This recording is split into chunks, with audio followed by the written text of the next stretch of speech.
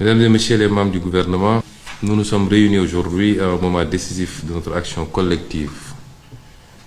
Et après 15 mois d'exercice, il est temps d'engager une nouvelle étape, une étape marquée par une exécution plus rapide, une meilleure coordination et un suivi rigoureux de nos priorités nationales.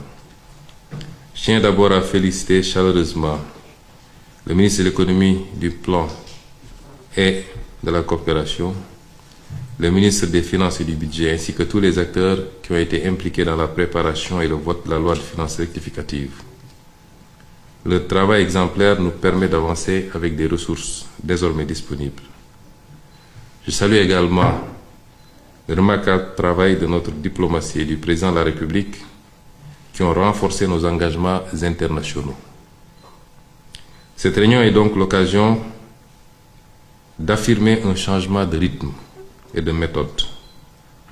Nous devons fixer ensemble un cap clair, celui de l'efficacité collective. Pour cela, nous allons nous appuyer sur ce qui fonctionne déjà, afin de gagner du temps et d'optimiser notre action. Je voudrais féliciter également M. le ministre d'État chargé du suivi de l'agenda, M. le directeur général du BOX et les consultants qui nous accompagnent pour la qualité du travail qui a été abattu jusqu'à présent et qui a été une fois encore plébiscité lors de cette réunion. Permettez-moi de vous exposer les grandes lignes de notre feuille de route avec des attentes précises et des échéances à court terme. Premièrement, il faut en finir avec les blocages administratifs. Aucun obstacle bureaucratique ne doit freiner l'action publique. Les circuits doivent être fluides et nous allons améliorer immédiatement le traitement des correspondances et déployer la gestion digitalisée du courrier dans les 3 prochains mois. Les courriers sans suite qui bloquent des projets structurants, c'est terminé. Deuxièmement, tous les projets financés en cours doivent être accélérés.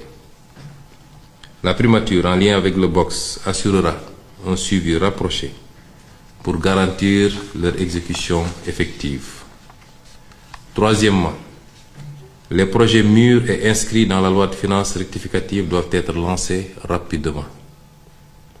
Les démarches nécessaires doivent être engagées dans un délai maximal de 30 jours avec un suivi assuré par la primature. Quatrièmement, pour les projets en attente, une task force sera mise en place sous l'autorité de la primature.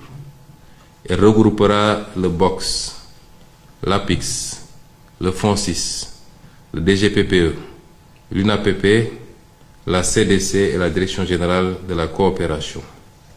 Son objectif sera de finaliser la structuration de ces projets au plus vite. Nous ferons appel à des cabinets privés spécialisés pour accélérer ce travail. Et la DGPPE pilotera cette maturation selon un calendrier accéléré avec un suivi régulier. Le ministre d'État auprès du président de la République assurera l'évaluation périodique de ces actions et rendra compte directement à son Excellence, Monsieur le Président de la République. Cinquièmement, la gouvernance des projets interministériels doit être renforcée. Les projets multisectoriels comme celui du numérique nécessitent une gouvernance claire et partagée. En attendant un modèle stable, la primature abritera les projets impliquant plusieurs acteurs. Sixièmement, chaque ministère devra assurer un suivi rigoureux des engagements internationaux et présidentiels. Des rapports trimestriels sur l'état d'avancement de ces engagements vous seront exigés. Septièmement, chaque ministère devra actualiser sa feuille de route avant la fin du mois de juillet. Ces feuilles de route devront être en cohérence avec les chantiers nationaux en cours.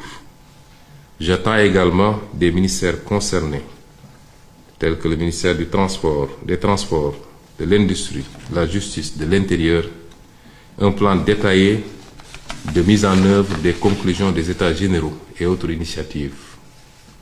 Ce plan précisera les actions, les échéances, les acteurs impliqués, la hiérarchisation des priorités ainsi que les contraintes et mesures d'atténuation.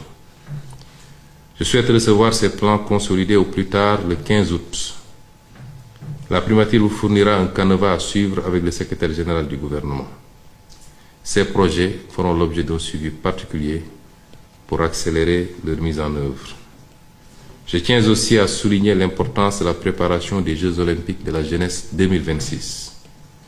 Leur organisation doit être rigoureuse et anticipée, car ils représentent un enjeu majeur pour notre pays.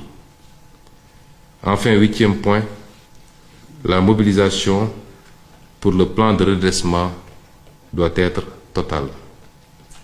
Dans les prochains jours, je présenterai ce plan de redressement d'abord en Conseil des ministres, avant d'en faire une présentation publique qui sera suivie d'une série d'activités pour le vulgariser. Les réformes prioritaires, telles que la simplification administrative, l'emploi, l'attractivité des investissements, doivent être mises en œuvre sans délai. Un premier bilan sera attendu en fin septembre. Un programme de communication soutenu sera déployé en août et septembre pour informer pleinement nos populations et toutes les parties prenantes. Pour conclure, je vais être clair. Nous entrons dans une phase où chaque blocage aura un responsable identifié. Chaque projet un échéancier précis. Et chaque ministre une feuille de route claire, suivie et évaluée. La parole de l'État engage. Il faut la traduire en actes.